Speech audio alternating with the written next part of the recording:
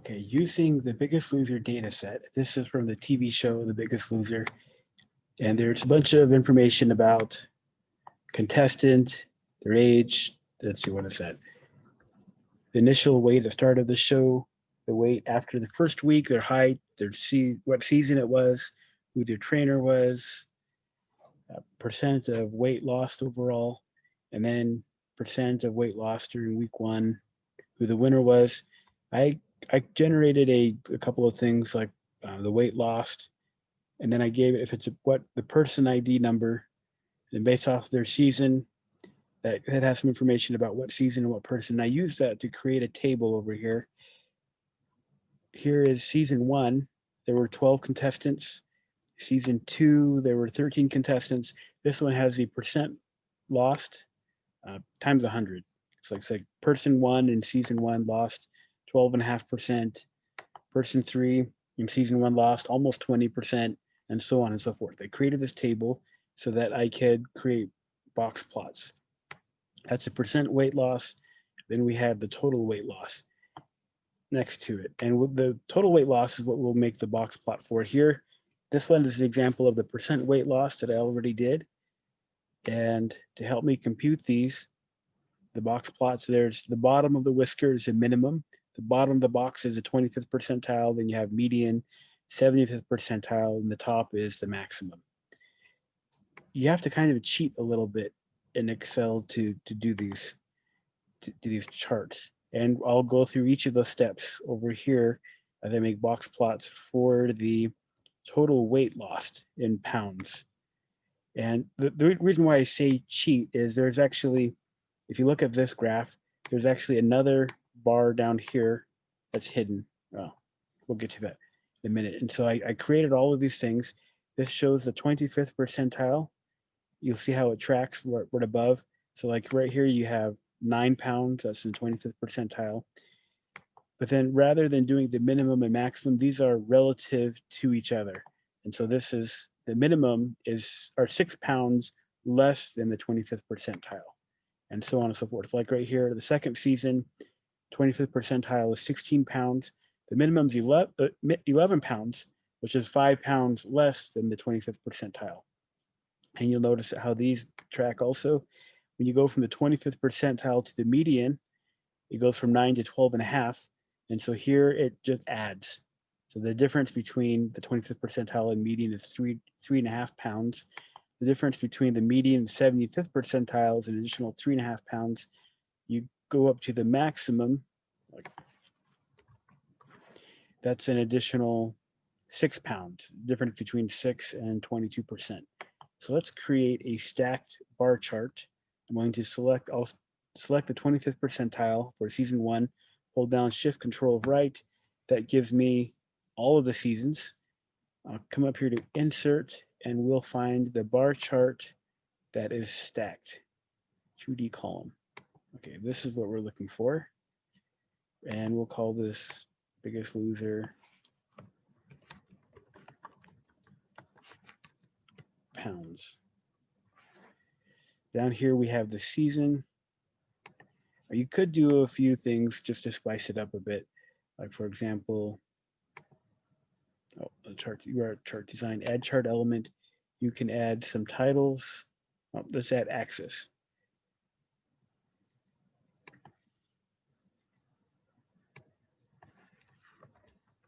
Season. We could add a pounds lost. However it is you want to set that up. So now we have that. Let's go ahead and add all of these. So I'm going to go to the median. I'll Shift Control down and to the right, and that grabs all of that information. I'll copy that in here, and then I'll select the graph. Control V will paste it, and that adds it in. Now, next we have to do a little bit of formatting. Actually, the top one we don't need. I'll just delete that. Just that. So if you select just one data point and hit delete, that'll go away.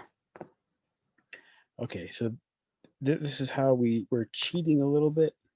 That'll look nicer without that. If you select this, the bottom,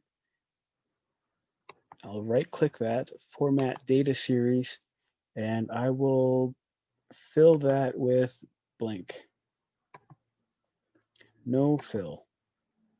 And give it the border, no line. That way you don't see it.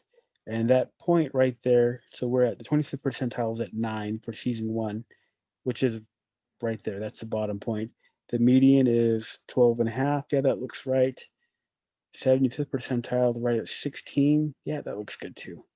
And let's get those zeros out of there. A little bit of formatting, it'll look nicer. You don't need decimal points. Okay.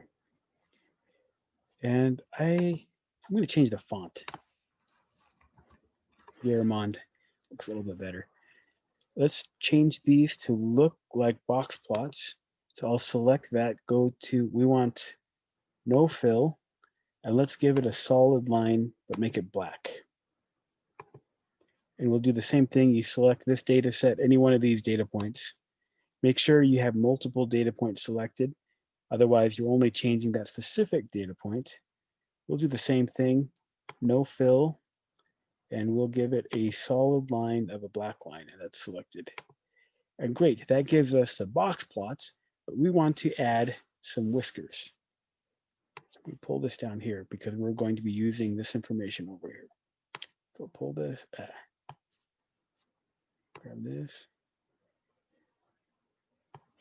So I'll grab one of these data points. I'll grab this right here.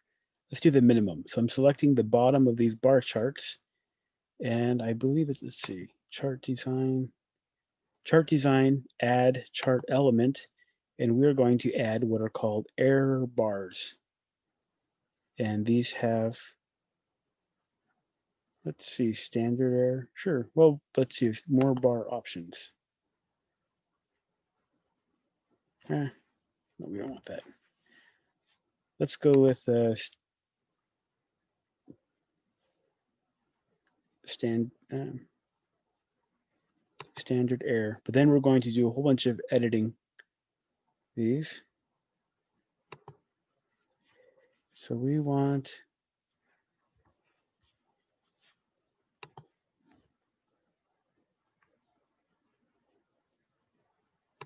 let's look at these based off of series. We want that off of series 2. Well, we're just doing the minus. Okay, so that's grabbing it off of the median. So we want that off of the series. So we can go back and edit that.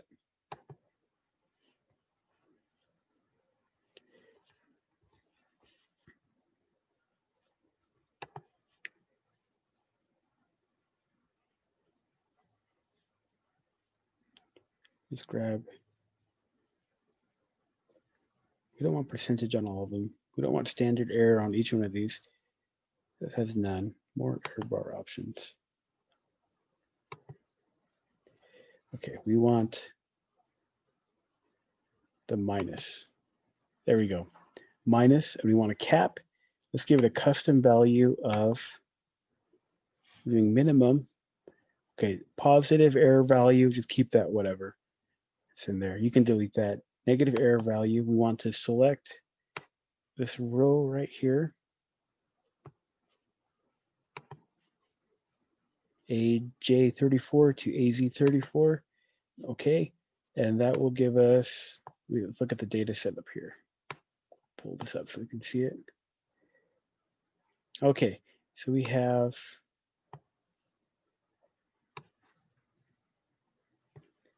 3, 11, 8, 2. Okay, yeah, it looks like we did that one right. Let's see if I can do this top one right. I'll select this set of points right here. The same thing. Let's go to add error bars, more error options. We only want plus,